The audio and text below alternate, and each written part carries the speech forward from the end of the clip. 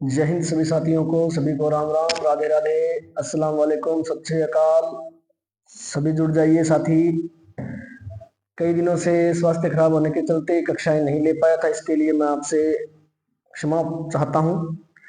तो हम आज इस कक्षा में हमारी जो सीरीज चल रही है महासंग्राम सीरीज, इसकी अगली कक्षाओं के बारे में हम चर्चा करेंगे। हमने संत संप्रदाय का टॉपिक अभी चला रखा है, जिसमें हमने सगुण भक्ति परंपरा के सभी संत कर लिए थे। अब निर्गुण भक्ति संप्रदाय के सभी जो संत हैं उसके बारे में हम चर्चा करने जा रहे हैं। ठीक है, तो निर्गुण भक्ति परंपरा, मैंने आपको बताया था कि सगुण भक्ति परंपरा और निर्गुण भक्ति परंपरा ये होती क्या है। एक भक्ति परंपरा वो होती है जिसमें जो घर परिवार है या संसारिक मोह बंधन को छोड़कर जो भक्ति परंपरा में आते हैं उन्हें सगुण भक्ति परंपरा के लोग कहते हैं। और जो निर्गुण भक्ति परंपरा होती है इसमें परिवार के साथ रहकर भी वो व्यक्ति कहता है कि मैं भक्ति का मार्ग चूज कर सकता हूँ, भक्ति में मैं आ सकता हूँ, मैं भगवान को पा सकता हूँ, कब मैं संसार के बंधनों में बंद कर भी कर सकता हूँ, ये सब। ठीक है, तो सगुण जो भक्ति परंपरा है उसके बाद में हम निर्गुण भक्ति परंपरा के बारे में पढ़ेंगे।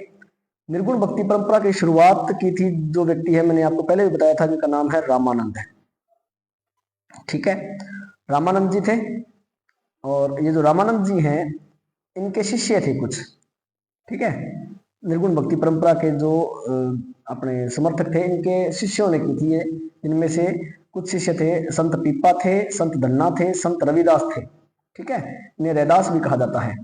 लेकिन सबसे अधिक जो विकास किया था वो दादू दयाल ने किया था, संत जाम्बो जी ने किया था, संत रामचरण दास जी ने किया था और जसनाथ जी ने किया था। ठीक है, अब इसी बात को मैं आगे बढ़ाते हुए, आपका ज्यादा समय नहीं लूंगा मैं इसमें, और इस परंपरा को मैं आगे बढ़ाते हुए जो कि निर्गुण भक्ति परंपरा हमने चला रखी है, इसमें हम पहले जो बात करेंगे वो करेंगे दादू दयाल के बारे में। ठीक है, दादू दयाल। तो साथियों ये जो दादू दयाल है इनको राजस्थान का कबीर कहा जाता है। ये इंपॉर्टेंट चीज है, देख लेना आप। ठीक है ना, ये उपनाम आएंगे, इंपॉर्टेंट है। राजस्थान का क्या कहा जाता है इनको? कबीर।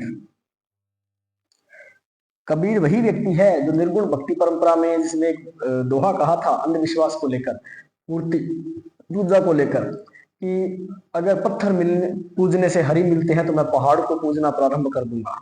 दोहे के माध्यम से कहा था कि पत्थर पूजे हरि मिले तो मैं पूजूं पहाड़।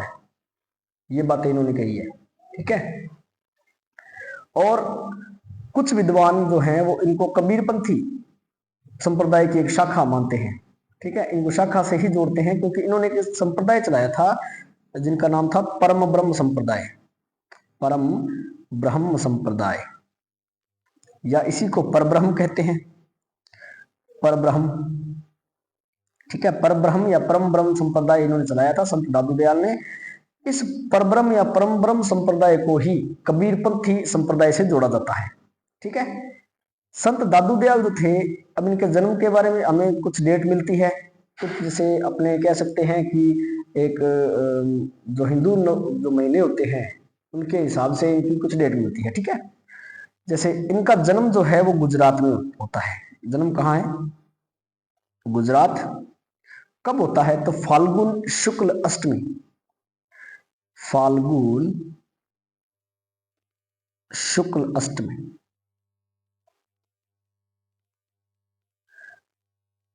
ठीक है, अब मैं आपसे कुछ सवाल करूंगा। सवालों का सिलसिला देखिए, हम जिस चीज को पढ़ेंगे वो चीजें रिलेट होती होंगी। ठीक है ना, कि जब भी मुझे कुछ लगेगा कि हाँ यहाँ पर रिलेट कर देना चाहिए इस चीज को, तो वहां पर हम रिलेट करेंगे इस चीज को। ठीक है ना, कोई भी क्वेश्चन है हम रिलेट करेंगे। तो आप एक बार ये उतार लीजिए, इसके बाद में मैं आपसे सवाल करता हूं। तो वो सवाल है पहला, तो आप मुझे ये बताइए कि कृष्ण अष्टमी कब मनाई जाती है? कृष्ण अष्टमी कब होती है? ठीक है, कमेंट करना है। दूसरा है राधा अष्टमी कब होती है?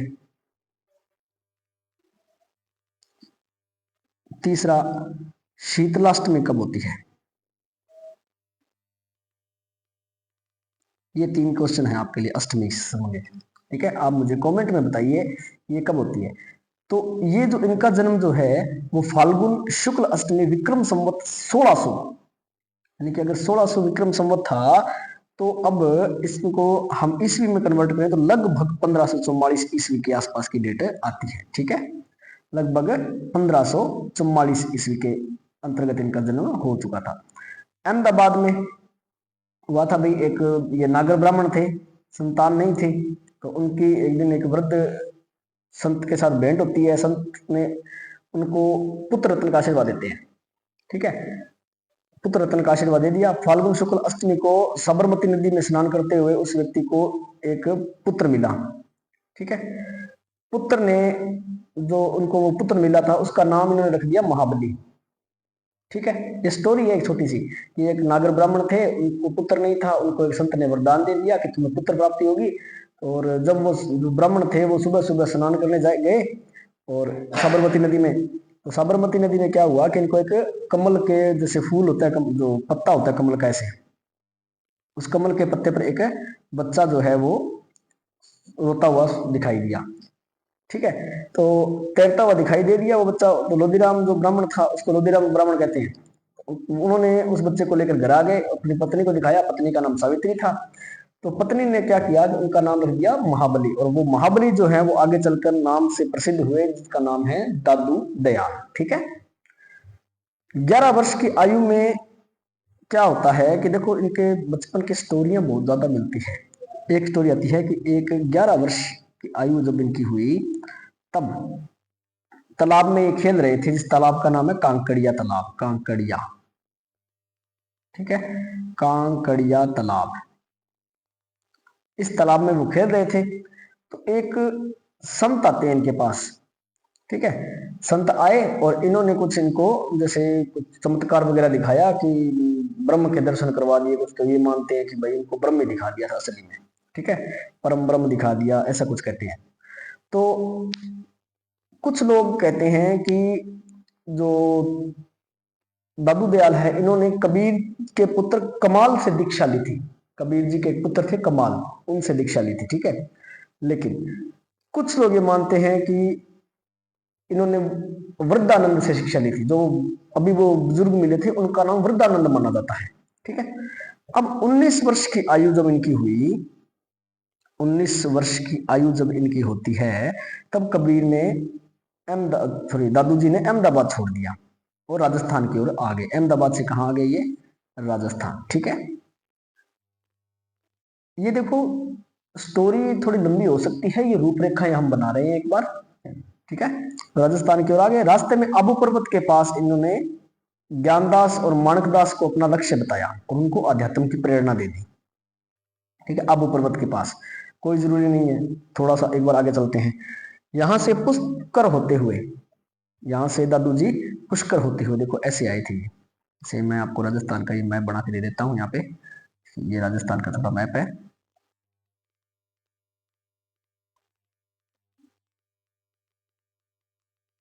यहाँ से ये आते हैं, देखो यहाँ से ये आए, यहाँ पर आए, यहाँ पर ये माणकदास ज्ञानदास को अपना शिष्य बनाते हैं, अध्यात्म की प्रेरणा दे देते हैं। ठीक है, उसके बाद ये चले गए यहाँ पर अजमेर में। अजमेर में एक जगह है पुष्कर। ठीक है, ये कौन सी जगह है, पुष्कर। ओके, पुष्कर में आके इन्होंने एक जगह पर ये पहुंचे जिसका नाम है कल्याणपुर। कल्याणपुर, ठीक है, कल्याणपुर में जो स्थान है उसको इन्होंने बना दिया अपनी साधना स्थली। साधना स्थली बनाया इसको। ठीक है, कल्याणपुर को बना दिया। अब कल्याणपुर को ही एक नाम दिया जाता है करडाला। करडाला, ठीक है, करडाला धाम कहते हैं इसको, कल्याणपुर को। ठीक है, सॉरी एक मिनट रुकिए, चलिए करडाला धाम कह दिया। अब इसमें क्या हुआ कि एक मिनट, सॉरी एक मिनट, हाँ, करडाला धाम को इन्होंने साधना स्थली बना दिया। करडाला में जो एक डाकू को सदमार्ग दिखाया, इस डाकू का नाम था पिट्ठा।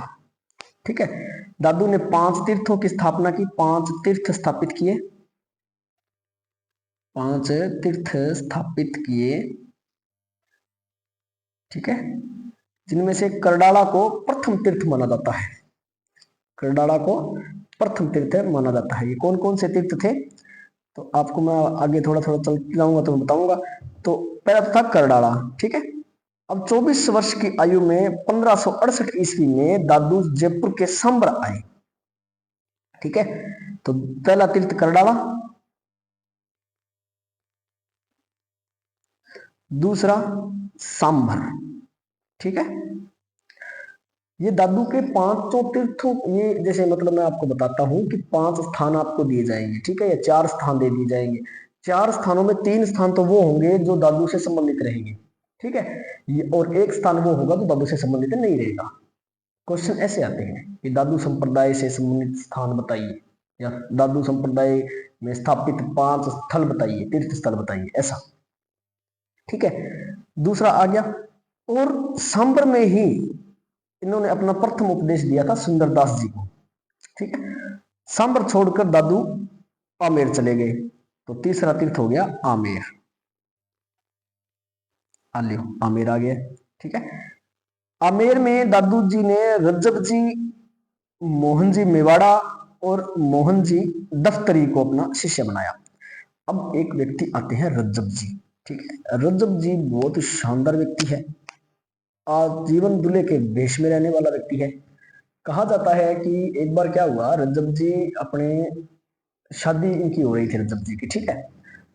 और शादी से पहले इन्होंने कहीं पड़ाव डाला, रात हो गई थी, तो पहले बैलगाड़ी वगैरह पे जैसे बारात जाती होती थी, पड़ाव डाला। वहां पर एक संत जो है वो सत्संग कर रहे थे, लंगर वगैरह चल रहा था, सत्संग चल रही थी। इन्होंने कहा कि चलो यहाँ पर एक बार थोड़ा खाना पीना कर लेते हैं, सत्संग सुन लेते हैं, रात रात यहीं बिताएंगे और सुबह अपने चल देंगे वापस, ठीक है।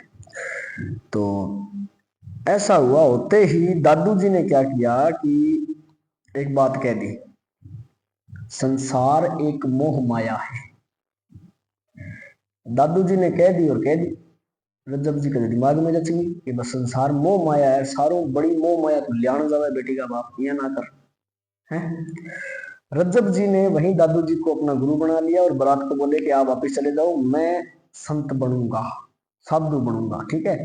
रज्जब जी आजीवन दूल्हे के वेश में रहते हुए इन्होंने प्रवचन दिए थे, ठीक है। और एक अगर आपसे पूछ ले, एक क्वेश्चन मैं आपसे पूछ लेता हूं, एक छोटा सा यहाँ पर क्वेश्चन की छोटी सी मेरी बात आ गई। एक तो था कि आजीवन,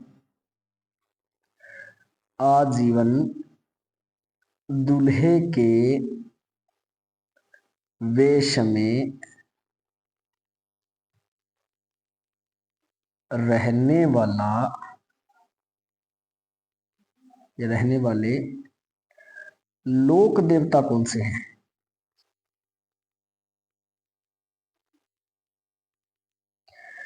बताओ भाई, कमेंट करो, दबा दब कमेंट करो, जल्दी करो, ठीक है। दो चीजें हैं, एक तो आजीवन दूल्हे के भेष में रहने वाले संत पूछेंगे, एक आजीवन दूल्हे के भेष में रहने वाले लोक देवता पूछेंगे, और एक मैं आपसे संत और पूछ लेता हूं, रुको एक बार थोड़ा सा, एक और है कि आजीवन कृष्ण के भेष में रहने वाले संत, आजीवन कृष्ण के भेष में रहने वाले संत, वो भी आपको पता होना चाहिए कौन है। संत मावजी हैं, जिन्हें कृष्ण का अवतार कहा जाता है। चोपड़ा नामक इनके ग्रंथ है, भविष्यवाणी कहते हैं इनको, ठीक है ना। आगे देखिए, दादू दयाल ने अपना अंतिम जो प्रवचन है वो कहाँ दिया था, अंतिम प्रवचन, तो चौथा स्थान तो हो गया आपका अंतिम प्रवचन वाला, जिसका नाम है नारायणा, नारायणा, ठीक है। ये अंतिम स्थान हो गया, नारायणा या नारायणा, जयपुर में है इनका, ठीक है। और दादू जी का देहांत होने के बाद में इनका जो शव है वो नारायणा के पास एक पहाड़ी है, भैराण पहाड़ी, उसकी गुफा में रखा गया, जिसे क्या कहा जाता है, दादू खोल कहा जाता है, ठीक है ना। यहां तक आपको समझ में आ गई होगी बात। और इनका जो 5वां स्थल है उसको दादू खोल कहते हैं, दादू खोल, ठीक है। अब देखो 5 स्थल हो गए, इनमें से प्रमुख पीठ जो है, प्रमुख पीठ, ये दादू खोल या इसको भैराण भी कहा जाता है, ध्यान रखना, ठीक है ना। दादू खोल या भैराण, अब इनका प्रमुख जो स्थल है वो तो माना जाता है नारायणा को, ठीक है, प्रमुख पीठ नारायणा की है, और समाधि स्थल भैराण में है, कहाँ, दादू खोल में, ठीक है।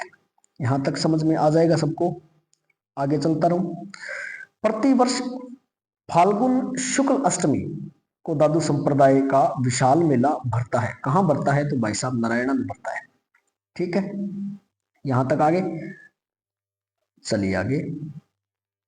अब दादू जी के जो कुछ शिष्य थे, दादू के दो प्रमुख शिष्य थे, या दो पुत्र माने जाते हैं, दो प्रमुख पुत्र, या दो जो मुख्य, जो अपने कह सकते हैं कि जिनको पुत्र इनके हैं, इनका नाम है गरीबदास और मिस्किनदास। गरीबदास और एक पुत्र है मिस्किन दास, मिस्किन दास, ठीक है। ये दादू के दो पुत्र हैं, ठीक है। अब दादू के देहांत के बाद, जब दादू का देहांत हो गया था, तो जो गरीबदास है उनको तो मिली नारायणा की गद्दी। इनको कौन सी गद्दी मिली है, तो इनको मिल गई नारायणा की गद्दी, ठीक है। इनको नारायणा की गद्दी मिल गई, और जो मिस्किन दास है वो आगे चले गए, ठीक है। दादू जी के कुल 152 शिष्य थे। इनके दादू जी के कुल शिष्य कितने थे, तो 152 शिष्य थे, जिनमें से 100 तो कहते हैं कि एकांतवासी है, 100 को तो कहा गया एकांतवासी, ठीक है ना। 100 तो एकांतवासी थे, और इनमें से 52 जो थे इनको कहा गया स्तंभ, ठीक है। ये आपको याद रखना है। प्रमुख शिष्यों की अगर मैं बात करूं, दादू जी के प्रमुख शिष्यों की बात करूं, तो प्रमुख शिष्यों में आपके पास आएंगे रज्जब जी, ठीक, आपके पास आएंगे बखना जी, इसके अलावा बालिंद जी या बलिंदा जी, बालिंद जी, जग्गा जी, टीला जी, सुंदरदास जी। इसको मैं सुंदरदास जी ही पहले मैं लिख देता हूं, सुंदरदास जी, ठीक है। और संत दास जी,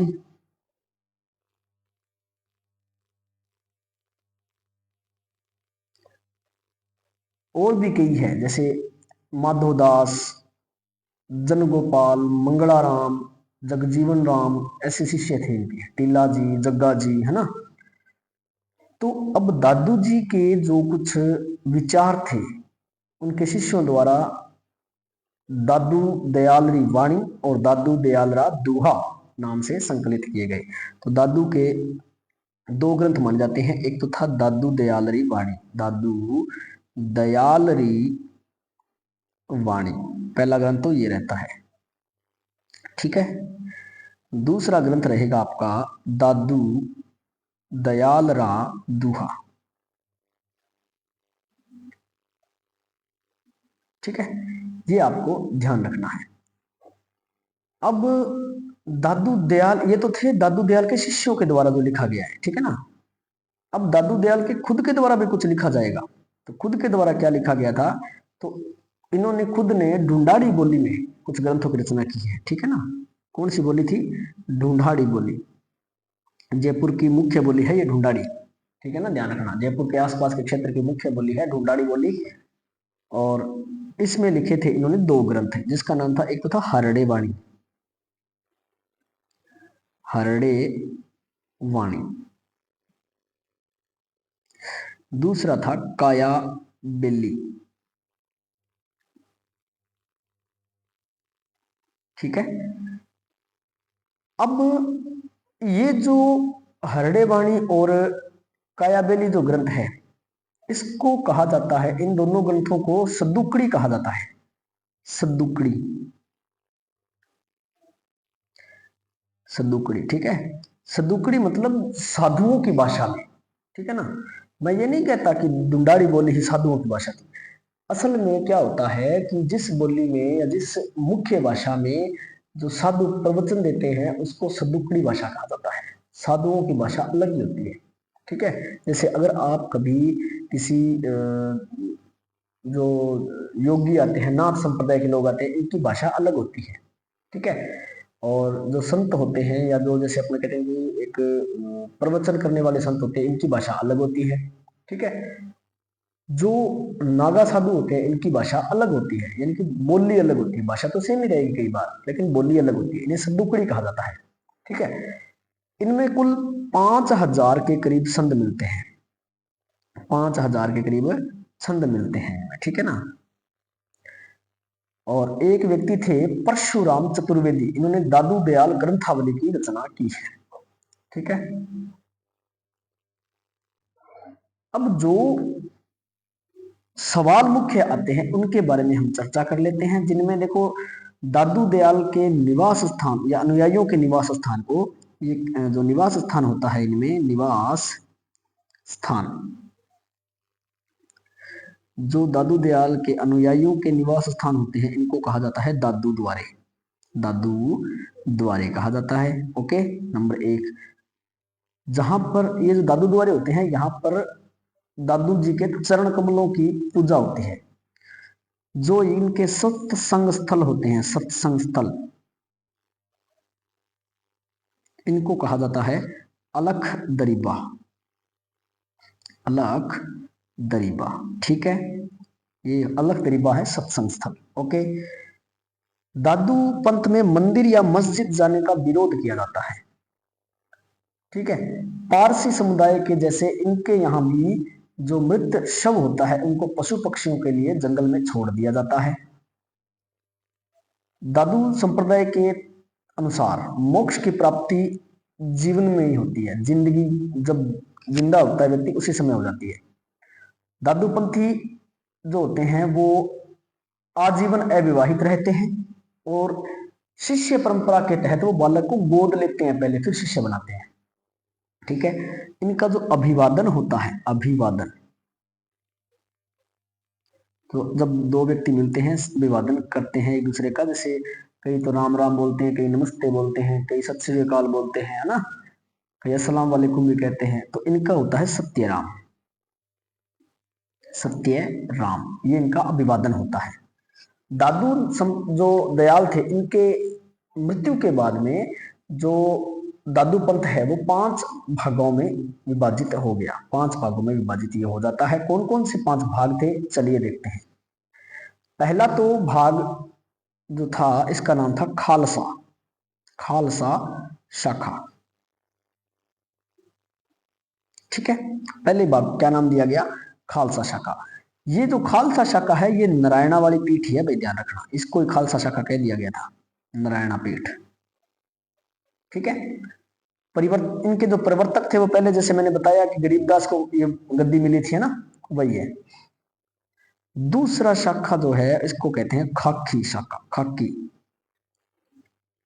खाकी शाखा। तीसरी को कहा जाता है नागा शाखा। नागा शाखा। ठीक है, जो नागा शाखा के जो प्रवर्तक थे इनका नाम था सुंदरदास जी बड़े। सुंदरदास 2 थे भाई इसमें। ठीक है ना, एक तो सुंदरदास जी बड़े और एक सुंदरदास जी छोटे। सुंदरदास जी बड़े जो थे, इन्होंने नागा शाखा का जो अपने नाम दिया, या कुछ भी कर सकते हैं। ठीक है, इनका वास्तविक नाम जो था इनका सुंदरदास बड़े का, वो था बीमा सिंह। बीकानेर के राज्य के राजवंशी थे ये। एक बार किसी युद्ध पर अभियान में गए, इनकी वीर गति प्राप्त करने की मुख्य सूचना इन्होंने सुनी। मतलब ऐसा कुछ हो गया कि ये एक बार एक युद्ध पर गए थे। ठीक है, तो वहां पर किसी ने आके इनकी पत्नी को कह दिया कि भाई राजा जी तो एक्सपायर हो गया, युद्ध में वीर गति ने प्राप्त हो गया, शहीद हो गया। ठीक है, और इनकी जो पत्नी है वो सती हो गई थी। सती हो गई तो जब सुंदरदास जी उस युद्ध से वापस आए और पत्नी के सती होने का समाचार सुना, तो वो कहते हैं कि अल्लाह है, अब मेरा यहाँ क्या है। तो उन्होंने क्या किया, गृह त्याग करके सन्यास ले लिया। ठीक है, सन्यासी बन गए। दादू दयाल जी को अपना गुरु बनाया और अलवर के गाटड़े नामक स्थान पर ये तपस्या करने चले गए। बाद में दादू पंथ की नागा और खाकी शाखाओं का इन्होंने प्रवर्तन किया। यानी कि ये जो दो शाखाएं हैं, इनके जो प्रवर्तक है, इनका नाम है सुंदर दास जी बड़े, बड़े बड़े हैं। ठीक है। अब बाद में जो क्या हुआ कि नागा शाखा के जो लोग हैं वो सेना में भर्ती होना पसंद करते हैं। ये लोग जयपुर राज्य में दाखिली सैनिक के रूप में काम करते हैं।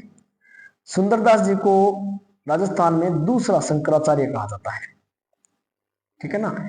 ये जो नागा साधु जो होते हैं, ये क्या करते हैं कि युद्धों में जो जिस क्षेत्र विशेष में ये रहते हैं, वहां जब भी युद्ध होते हैं तो ये उस क्षेत्र के राजा के साथ मिलकर युद्ध करते हैं, सामने वाले के साथ। ठीक है ना। ये चीजें हैं। चौथी जो शाखा यहां पर आती है, उस शाखा को कहा जाता है स्थानधारी या उत्तरादे शाखा। उत्तरादे शाखा में बेस्ट मानता हूं इसके लिए, उत्तरादे शाखा या स्थानधारी। ठीक है। ये एक ऐसी शाखा थी जिन्होंने अपना एक, मतलब कहते हैं ना कि मठ बना लिया या डेरा टाइप कुछ कर लिया, वो ऐसे एक ही शाखा है ये। और ये शाखा कहाँ है? तो हरियाणा में है, रतिया हरियाणा में। रतिया हरियाणा में ये शाखा आज भी मौजूद है। ठीक है। पांचवी शाखा विरक्त शाखा थी। पांचवी शाखा कौन सी थी? विरक्त। ये जो विरक्त शाखा है, इसके जो प्रवर्तक है वो थे जगन्नाथ। ठीक है। उत्तरादे के थे बनवारी दास। ठीक है ना। तो जगन्नाथ जी तो थे, इनकी शाखा के जो लोग हैं वो घुमक्कड़ जीवन जीते हैं, घुमंतु किस्म के होते हैं। एक स्थान पर रहकर वो कभी भी भक्ति नहीं करते, वो घूमते रहते हैं। यहाँ घूम लिए, आज यहाँ है, कल गंगानगर होंगे, परसों वो हिमाचल प्रदेश में मिलेंगे, आगे कहीं कहीं ऐसा होता है। ठीक है ना। अब ये थी पांच शाखाएं। ठीक है। इन पांच शाखाओं के अलावा अगर मैं बात करूं इनके कुछ शिष्यों के बारे में, तो रज्जब जी के बारे में हमने पहले भी बात कर ली है। रज्जब जी सांगानेर में पठान जाति में इनका जन्म होता है। विवाह को बीच में छोड़ते हुए दादू को अपना गुरु बनाते हैं, आजीवन दूल्हे के वेश में रहते हैं। दादू की मृत्यु का जब समाचार मिला तो उन्होंने पूरी उम्र आंखें न खोलने की प्रतिज्ञा कर ली थी। रज्जब जी के ग्रंथ रज्जब वाणी, सर्वंगी और अंगवधु, ये तीन ग्रंथ थे। रज्जब वाणी, सर्वंगी और अंगवधु। ठीक है। यहां तक आपको याद हो गया होगा। अगली जो संप्रदाय है, अगला जो संप्रदाय है हमारा, उस संप्रदाय का नाम है बिश्नोई संप्रदाय। बिश्नोई संप्रदाय। संप्रदाय, ये जो संप्रदाय है, इस संप्रदाय को प्रकृति प्रेमी संप्रदाय भी कहा जाता है। ठीक है। प्रकृति प्रेमी संप्रदाय कहा जाता है। इतना शानदार संप्रदाय है, 20 और 9 नियम जो निकाले गए हैं, बहुत ही शानदार निकाले गए हैं। ठीक है ना। इस संप्रदाय के जो प्रवर्तक हैं, इनका नाम था जाम्भोजी, या इन्हीं को जंभेश्वर कहा जाता है। जंभेश्वर। ठीक है ना। जाम्भोजी या जंभेश्वर, इन्हीं को कहा जाता है। अब हम बात करेंगे पहले थोड़ी सी जाम्भोजी के बारे में। जाम्भोजी, जाम्भोजी बचपन का नाम इनका धनराज था। ठीक है। और जहां तक मैंने कुछ ग्रंथों के बारे में या कुछ कहीं से भी थोड़ा बहुत जो अपने, जहां से मेरे को कुछ मिला नेट से या जहां पर मैंने पढ़ा है, कुछ किताबें भी कहती हैं कि ये जो थे, जो जाम्भोजी थे, अपने जन्म के बहुत ज्यादा वर्षों तक कुछ नहीं बोले थे। यानी कि बच्चा नॉर्मल जिस एज में बोलने लग जाता है, ये उस एज को भी पार कर गए थे। ठीक है। कुछ बोले नहीं, और कुछ न बोलने के कारण इनको बचपन में गूंगा गहला शब्द से भी कहा जाने लगा। इनके लिए एक शब्द प्रयोग किया गया, गूंगा गहला। ठीक है। बचपन में जब ये कुछ बोले नहीं थे। ठीक है। बिश्नोई पंथ के जो अनुयायी हैं वो इनको मानते हैं विष्णु का अवतार। विष्णु का अवतार। इनको पर्यावरण वैज्ञानिक भी कहा जाता है। पर्यावरण वैज्ञानिक इनको कहा जाता है। ठीक है। इनका जो जन्म है वो नागौर के पिपासर नामक गांव में हुआ था। जन्म कहां होता है इनका? नागौर, नागौर में भी कहां? पिपासर। कब? तो लगभग 1451 ईस्वी, ठीक है ना, 1451 ईस्वी, भाद्रपद कृष्ण अष्टमी। ये देखो, ये भी अष्टमी का है। भाद्रपद कृष्ण अष्टमी को इनका जन्म होता है। जन्माष्टमी के दिन जन्म होने के कारण इनको कृष्ण का अवतार भी कहा जाता है। पिता का नाम लोहट जी पंवार था, माता का नाम हंसादे था। कुछ विद्वानों के अनुसार, ठीक है, सब नहीं कहते ये बात, कुछ विद्वान ऐसे हैं जो कह रहे हैं कि इनका जो इन्होंने गुरु जो बनाया था अपना, जाम्बो जी ने जो गुरु अपना बनाया था वो बनाए थे गोरखनाथ जी को गुरु बनाया था। ठीक है, गोरखनाथ जी के एक शिष्य और भी हैं, अगर आपको ज्ञात हो, गोगा जी, जो लोक देवता के रूप में प्रसिद्ध हुए हैं, सर्प तक, जो सर्पों के देवता के रूप में प्रसिद्ध हुए हैं। ठीक है, जो पहली बार जब किसान अपने खेत में हल चलाता है तब उसको एक राखड़ी बांधी जाती है, और एक राखी बांधी जाती है हल को, हल और हाली दोनों को राखी बांधी जाती है, जिसे गोगा राखड़ी कहा जाता है। गोगा मेड़ी हनुमानगढ़ के नागौर में है, ठीक है ना। और इनकी जो शीर्ष मेड़ी है वो चूरू में है, ददेरवा नामक गांव में है, चूरू में। ठीक है, आगे देखिए। अब जामो जी के बारे में बात करते हैं। और 1485 ईस्वी की मैं बात करता हूं यहाँ, 1485 ईस्वी, ठीक है। 1485 ईस्वी में जाम्बो जी बीकानेर के समराथल नामक स्थान पर गए। कहां पर? समराथल।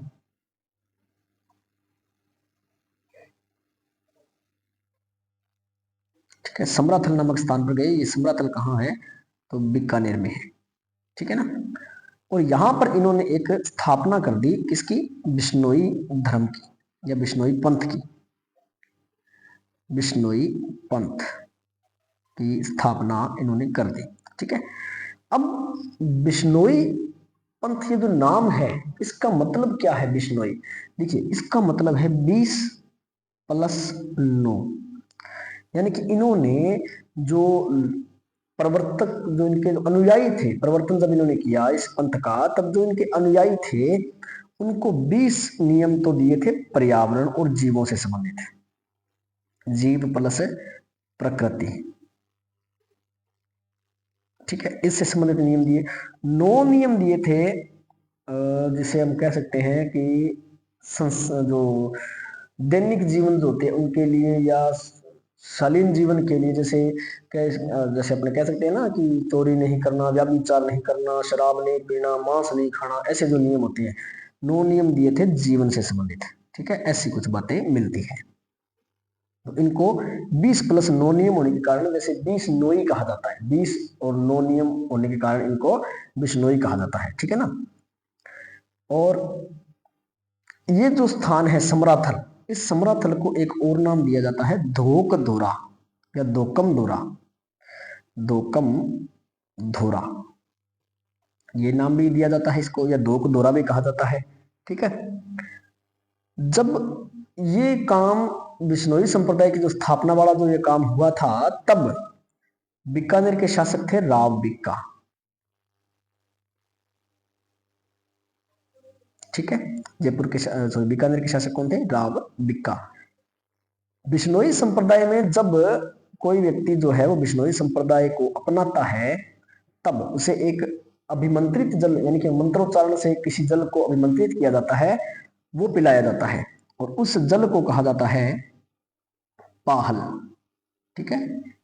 ये पाहल क्या है? तो अभिमंत्रित क्या जल है, ठीक है। माना जाता है कि पाहल को पीकर दीक्षित होने वाला पहला व्यक्ति पुलहोजी पंवार था, ठीक है।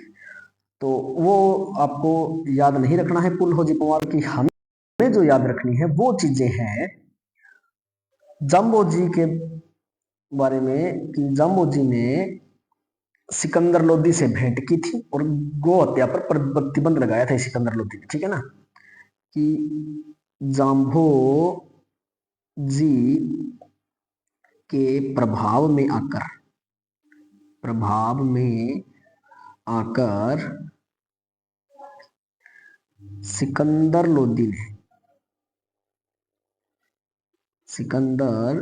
लोदी ने गौ हत्या पर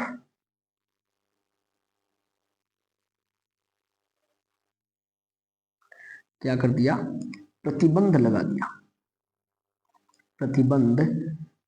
दिया। ठीक है।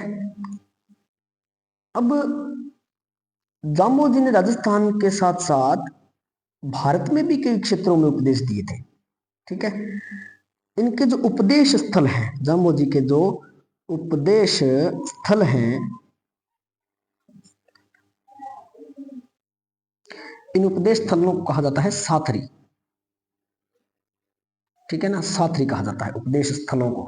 ये साथरी कोई गांव का, शहर का नाम नहीं है, ये उपदेश स्थलों को कहा जाता है। ठीक है। जैसे अलख दरीबा हमने सुना था, सत्संग स्थल अलख दरीबा दादू दयाल वाले थे। ठीक है। इनके जो सत्संग स्थल या सत्संग तो क्या है, ये उपदेश स्थल है जहां पे ये उपदेश देते हैं। ठीक है ना, उनको कहा जाता है साथरी। ठीक है। जाम्बो जी ने संसार को क्या बताया? जम्ब जो ये बिश्नोई संप्रदाय है, इनके अनुसार जाम्बो जी ने संसार को बताया। क्या बताया था? संसार के लिए एक शब्द का प्रयोग हुआ, गोबलवास।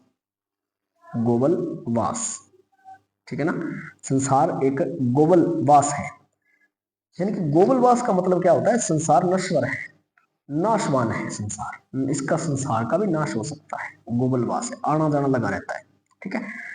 1534 ईस्वी में, कब की बात है ये? 1534 ईस्वी की बात कर रहा हूं मैं। 1534 ईस्वी में बीकानेर के लालासर नामक स्थान पर जाम्बो जी का देहांत हो गया। कहां पर हुआ था ये जो देहांत? लालासर बीकानेर। इनका देहांत हो जाता है और इनकी जो समाधि है, जाम्बो जी की जो समाधि है, वो है मुकाम। ठीक है। जाम्बो जी की समाधि मुकाम में बनाई गई है।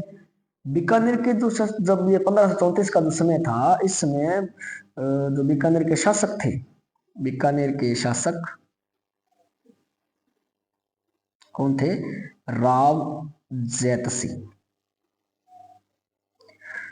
ठीक है। तो अब एक राव जैत सिंह से संबंधित छोटा सा सवाल तो पूछा जाएगा भाई, कुछ तो हम करेंगे, है ना?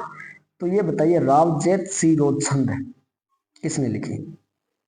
राव जैत सिंह रोछंद किसने लिखा था? कमेंट कीजिए जल्दी से। अभी तक अगर आपने इस चैनल को सब्सक्राइब नहीं किया है तो कृपया सब्सक्राइब कर लेवें। अपने दोस्तों, मित्रों, रिश्तेदारों सभी तक ये कक्षा भेज देवें जो तैयारी कर रहा है। हो सकता है कि इस जो किताब में से या जो ये क्लास चल रही है, इसमें से कुछ सवाल आपके यहाँ पर आ जाए। ठीक है। चलिए आगे चलते हैं। मुकाम में हर 2 वर्ष में एक बार, या वर्ष में 2 बार मेले लगते हैं, सॉरी, वर्ष में 2 बार मेला। ठीक है। वर्ष में 2 बार मेला भरता है। कब भरता है? तो फाल्गुन और आश्विन की अमावस्या। कब? तो अमावस्या को भरता है। कौन कौन सी अमावस्या? एक तो अमावस्या है फाल्गुनी, एक अमावस्या है आश्विन अमावस्या। अच्छा, आप मुझे एक बात और कमेंट में बताइए कि भारत या जो हमारा, जैसे अपने कह सकते हैं कि नवरात्रि जो आते हैं, नवरात्रि वर्ष में 2 बार आते हैं। ठीक है। 2 बार नवरात्रि आने का सेगमेंट क्या है? क्यों आते हैं वर्ष में 2 बार नवरात्रि, और कब कब आते हैं? ये कमेंट कीजिए जल्दी से, बता देखते हैं कौन बताता है। सही जवाब कौन देता है वो मैं आपसे देख लूंगा। ठीक है। आप बताइए मेरे को। अब जाम्बो जी जो है, जाम्बो जी है, इनके सम्मान में राठौड़ शासकों ने क्या किया? जाम्बो जी के सम्मान में राठौड़ शासकों ने खेजड़ी जो वृक्ष है, खेजड़ी वृक्ष को माटो के रूप में चिन्हित करवाया, माटो के रूप में राजकीय ध्वजा में चिन्हित करवाया। ठीक है, क्या मतलब है ये माटो? अरे माटो मोटो वही है। ठीक है, एक मतलब एक सम्मार्ग स्मृति चिन्ह के रूप में, स्मृति के रूप में चिन्ह, ठीक है ना, वो करवाया था। जाम्बोजी से संबंधित कुछ स्थान है भाई, ठीक है, कुछ स्थान है जाम्बोजी से संबंधित, जैसे आप लिख लीजिए, नागौर में पिपासर और रोटू नामक स्थान है, जोधपुर में रामड़ावास, लोहावट और जांभा नामक स्थान है, बीकानेर में जांगलू, समराथल धोरा, लालासर और मुकाम नामक स्थान है। ठीक है, नागौर के पिपासर में जाम्बोजी की खड़ाऊ की पूजा होती है। किसकी पूजा होती है? खड़ाऊ की पूजा। ठीक है, जाम्बोजी की खड़ाऊ की पूजा होती है। बीकानेर के जांगलू में भिक्षा पात्र व चोले की पूजा होती है। खड़ाऊ की पूजा तो होती है पिपासर में। और भिक्षा पात्र और चोले की पूजा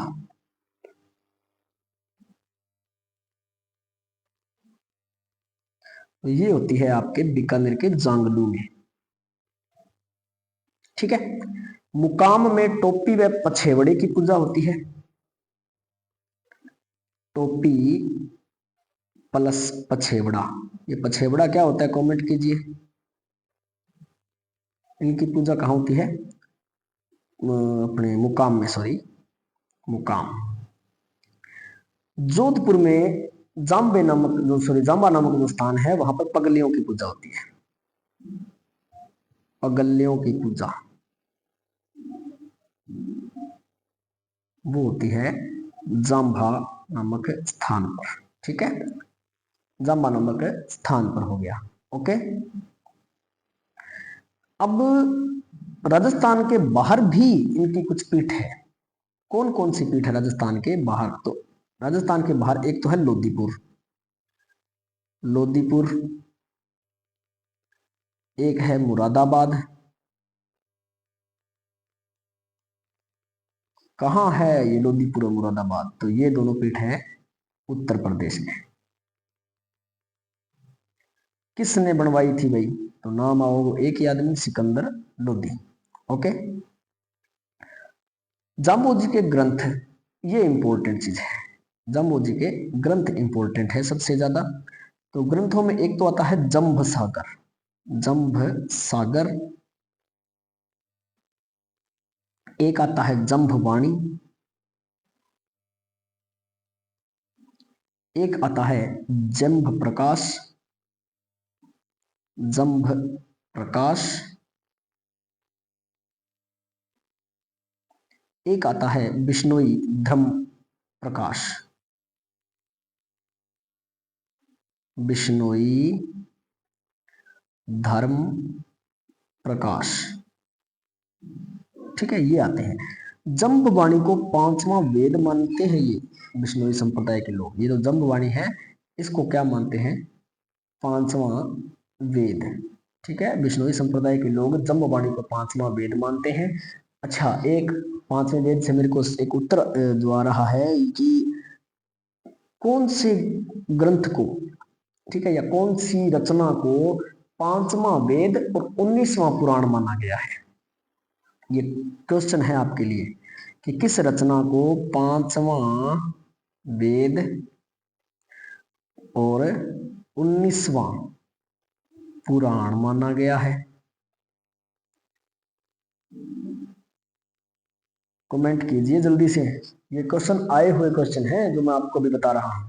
पांचवा वेद किसको कहा जाता है, 19वां पुराण किसको कहा जाता है? ये एक ग्रंथ है राजस्थान में रचित। ठीक है, ये बता सकता हूँ। और एक और बात मैं बता सकता हूँ कि ये जो ग्रंथ है इसकी रचना गागरोन दुर्ग में हुई है। अब आप इसके रचनाकार का नाम बताइए और इस ग्रंथ का नाम भी बताइए। ठीक है, चलिए आगे चलते हैं। जाम्बोजी का जो ये ग्रंथ है जम्बवाणी, इसमें 120 वाणियां हैं और जम्ब संहिता में 19 नियम है, सॉरी 29 नियम है। ठीक है, जाम्बोजी विधवा विवाह के समर्थक थे। इन्होंने मूर्ति पूजा, जटाई रखना और कर्ण छेदन आदि का विरोध किया। यानी कि एक तो कर्ण छेदन, ठीक है, यानी कि कान बींदणो जी की आप कान बींदणो, उसका विरोध किया इन्होंने। एक इन्होंने विरोध किया है जटाएं रखना,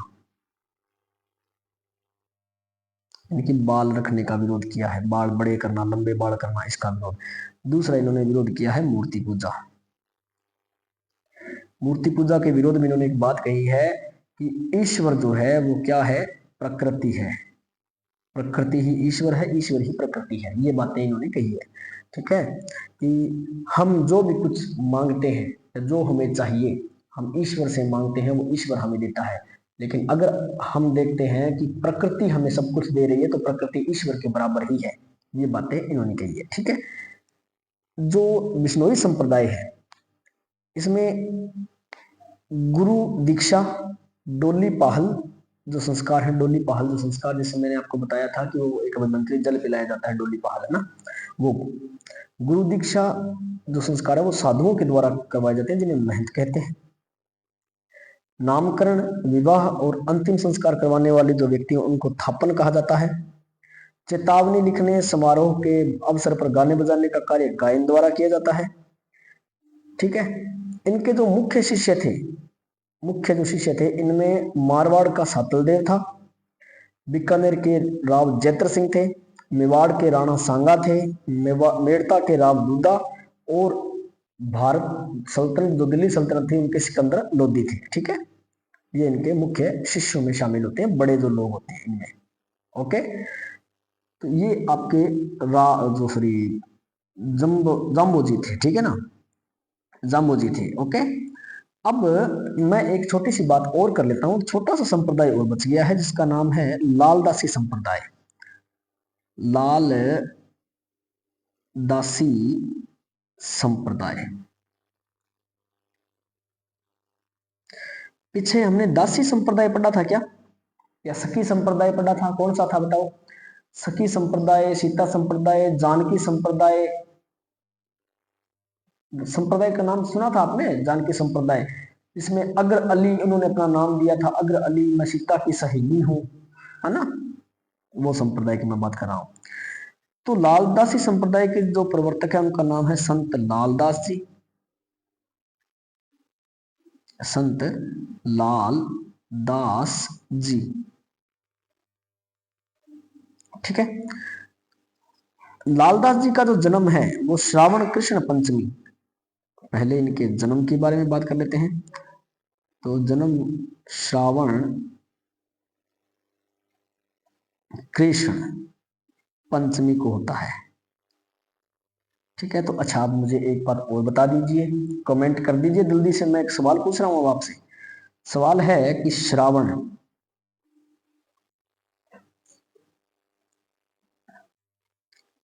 अमावस्या,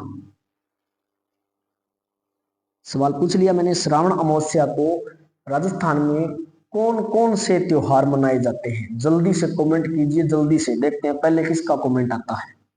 ठीक है ना, तो श्रावण कृष्ण पंचमी को इनका जन्म होता है 1540 ईस्वी में।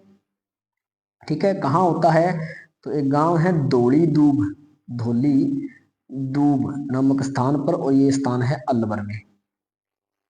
ठीक है, पिता का नाम चांदमल और माता का नाम समुदाबाई था। ये जो लालदास जी है वो मेव जाति के लकड़हारे परिवार में थे, मेव जाति के लकड़हारे। ठीक है ना, लालदास जी की पत्नी का नाम भोगरी, पत्नी का नाम भोगरी, और दो पुत्र थे, एक तो था पहाड़ा और एक कुतुब, और एक पुत्री थी स्वरूपा। इन्होंने दीक्षा जो प्राप्त की थी, इनकी जो दीक्षा थी वो मुस्लिम संत गदन चिश्ती से हुई। दीक्षा मुस्लिम संत गदन चिश्ती से प्राप्त की। और इन्होंने क्या किया कि जो श्री कृष्ण है इनके निराकार रूप की आराधना की। निराकार रूप की आराधना, यानी कि ये जो आराधना करेंगे इसमें ये कहते हैं कि श्री कृष्ण का कोई आकार नहीं है, कोई रूप नहीं है, ठीक है। निराकार रूप है इनका। ये राजस्थान के एकमात्र संत हैं जिन्होंने मुस्लिम गुरु से दीक्षा प्राप्त की है, ठीक है। प्रमुख पीठ कहाँ है, तो इनकी प्रमुख पीठ है नगला जहाज। नगला जहाज कहाँ है? नगला जहाज तो ये है भरतपुर। ओके, समझ में आ गई होगी आपको। यहां पर अश्विन शुक्ल एकादशी, यहां अश्विन शुक्ल एकादशी को, अश्विन शुक्ल एकादशी को विशाल मेला भरता है, बहुत बड़ा मेला भरता है। नगला जहाज में 1648 को, नगला जहाज में 1648 को लालदास जी की मृत्यु हो जाती है, ठीक है। और यहां पर इनके जो अनुयायी हैं, इन्होंने इनकी समाधि कहां बनाई, तो इनकी समाधि बनाई गई शेरपुर। शेरपुर कहां? अलवर में, ठीक है ना। समाधि शेरपुर अलवर में थी। लालदास जी की जो वाणियां हैं, जो ग्रंथ है, इनमें एक ग्रंथ आता है लाल दासरी चेतावनियां। लालदासरी चेतावनियां, ठीक है, ये इनका ग्रंथ है, ठीक है ना, याद रख लीजिए। अब ये जो लालदासी संप्रदाय है, ये थोड़ा सा मतलब कहते हैं कि पहले बंदे के अंदर की सारी एंकड़ी निकाल के छोड़ देता है। अगर किसी बंदे में थोड़ा वो अहम घमंड, वो अगर थोड़ा सा भी रह जाता है, शर्म शंका हया घमंड अहंकार, वो सब ये निकाल देते हैं। कैसे? क्योंकि इसमें जब एक समय होता है दीक्षा वाला, जब कोई व्यक्ति कहता है कि मुझे दीक्षा दीजिए, मैं इस संप्रदाय में शामिल होना चाहता हूं, तो पहले तो उसको मेव स्त्री से विवाह करना होता है, ठीक है। मेव स्त्री से विवाह नंबर 1 शर्त। दूसरी शर्त, उस व्यक्ति को मुंह काला करके, क्या करना होता है, इसका मुंह काला कर दिया जाता है, प्लस में उसको गधे पर बिठा दिया जाता है। गधे पर बिठाना,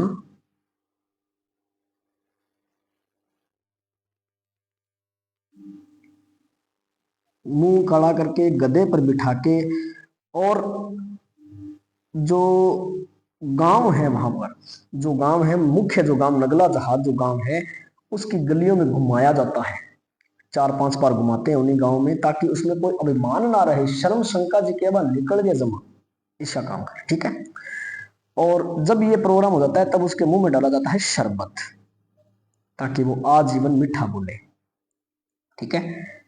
शाहजहां का जो पुत्र था, शाहजहां का पुत्र जो था दारा शिकोह, वो इनसे मिला था, और इन्होंने एक भविष्यवाणी की थी कि मुगल सिंहासन पर जो बैठेगा वो अपने ही भाइयों को पराजित करेगा।